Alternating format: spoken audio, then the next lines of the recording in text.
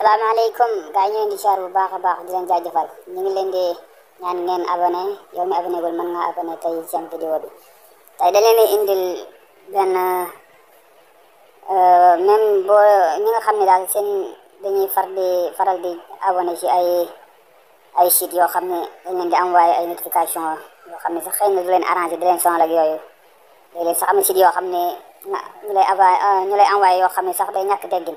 te xëy na yaay dox ci internet bi ba laal ko rek abonné si te doo ko yëg ak yooyu dañ leen war ni ngeen koy dindee pour bu ngeen bëggee dindi bu ngeen bëggee bloqué seeni site yi nga xam ne lay envoyé loo xam ne gënul la daal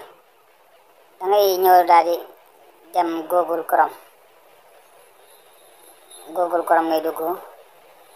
bu duggee Google Chrome nga bës fële trois trains yi ci kaw ñëw fi wàcc ci suuf ñu paramètre bu duggee paramètre nga défilé ci suuf a suuf boo ñëwee ci suuf paramètre de site nga dugg fi nga dem sa kaw ci kaw rek tous les sites foofu rek site yi léegi site bi yëpp yi lay envoyé notification yëpp fi la ñu nekk yow boo xoolee xàmmee ko rek bi lay envoyé notification yoo xam ne arrangé wu la fii ngay ñëw dindi ko boo koy dindi da ngay ñëw rek après nga ok site bi boo ko xàmmee rek boo ko gisee notification bi nii ba xàmmee ko nga ñëw daal di koy ok danga koy ok waaw xaar tuuti moo ñëw daal xoolal ba gis site bi lay envoyé notification yi xam ne la rek nga ok ko après waaw nga ok xaaral ma tuuti ñu reversé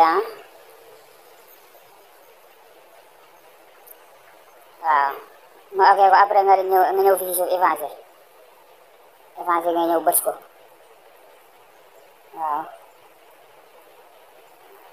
nga ñëw ba tey nga def nga bësaat mu jeex mu daal di dañ incha allah